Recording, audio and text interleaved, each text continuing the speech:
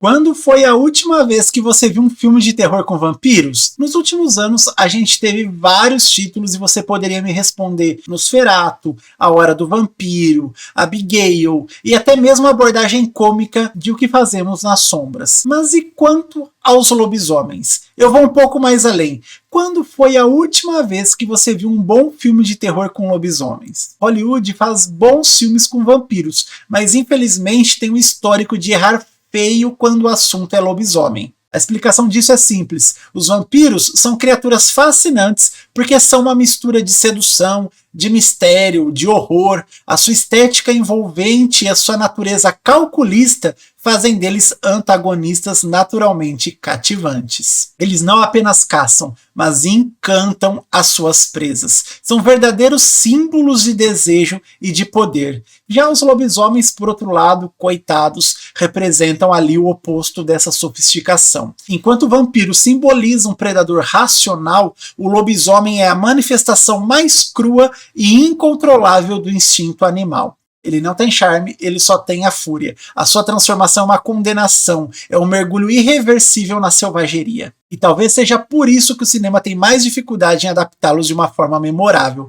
A sua essência é o caos, algo muito mais difícil de conter dentro de uma narrativa envolvente do que a sedução meticulosamente calculada dos vampiros. É por isso que a gente teve muito mais filmes de sucesso com vampiros do que com lobisomens. Dito isso, eu fiquei muito esperançoso quando eu vi que o diretor Leigh Whannell estava trabalhando em uma história de licantropia. Ele que fez um trabalho fantástico ao atualizar o Homem Invisível para o nosso contexto atual, com uma profundidade psicológica excelente, mostrava bastante potencial em vingar o tema do lobisomem nessa nova era de bons filmes de terror que a gente vem acompanhando. E se a cultura pop criou esse embate entre vampiros e lobisomens, não poderia ser diferente o meu primeiro contato com o Lobisomem de Leigh Whannell. Foi antes da sessão do filme do Vampiro Nosferatu que eu vi pela primeira vez o trailer de O Lobisomem. E ali, naquele momento, eu senti, gente, que tinha alguma coisa errada com esse longa. Eu não sei se eu estava animado demais para ver Nosferatu e todo o seu impecável trabalho de produção,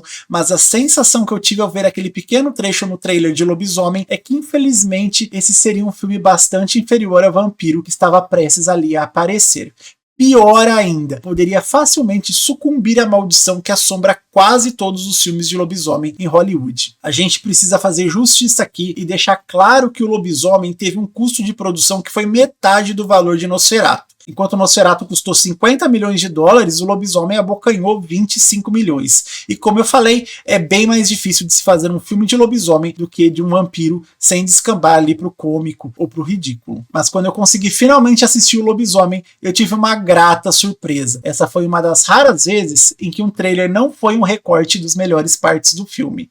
Para mim, a obra conseguiu ser maior do que ela se vendeu ali inicialmente. Eu diria que o Lobisomem conseguiu explorar a sua temática de uma maneira até que bastante honesta. É um filme honesto. Se chama O Lobisomem e você vai encontrar ali um homem marcado por um intenso sofrimento primitivo que o transforma em uma fera quase descontrolada. E assim como a maioria dos filmes de terror modernos, o Lobisomem é uma metáfora sobre um trauma que é desenvolvido em 3 atos. Lá no primeiro ato, no início do filme, a gente acompanha a infância do nosso protagonista, um garoto chamado Blake, que tem um pai bastante autoritário, interpretado pelo Sam Jaeger, um homem que é obcecado pela segurança do filho. Desde muito cedo, ele está determinado a ensinar o filho a sobreviver sozinho naquele ambiente hostil e remoto, cercados ali por uma floresta no Oregon, num lugar, gente, que os moradores são perseguidos por alguma criatura que devora seres humanos. O problema é que o pai se comporta como se o filho fosse um recruta de um programa de sobrevivência na floresta. E dado ao péssimo relacionamento entre eles, eventualmente Blake abandona ali a convivência com o pai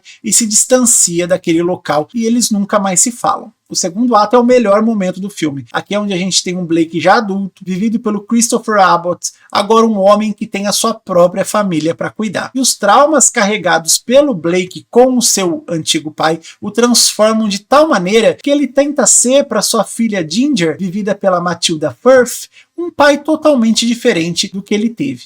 Não é porque você aprendeu apanhando que você precisa ensinar batendo. E Blake é um pai bastante presente, gentil, acessível, despido ali de uma certa masculinidade tóxica que seu pai tinha, chegando até a assumir também um papel convencionalmente materno, porque a sua esposa, a mãe da Ginger, é uma mulher bastante ocupada com o seu trabalho e não tão presente assim no dia a dia da família. A esposa do Blake é interpretada aqui pela excelente Julia Garner e é uma das melhores coisas desse filme.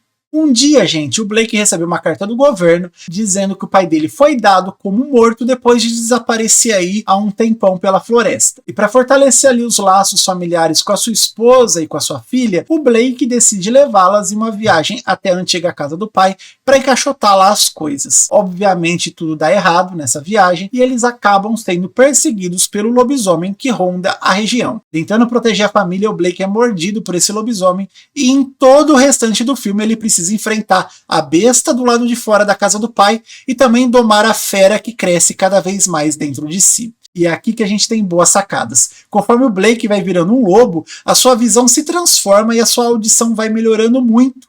O filme sabe como explorar essa característica e alguns sons são aumentados de tal maneira que chegam até a causar um certo desconforto. O barulho aumentado que vem dentro de um encanamento, por exemplo, pode ser tão amedrontador quanto o rugido de um animal.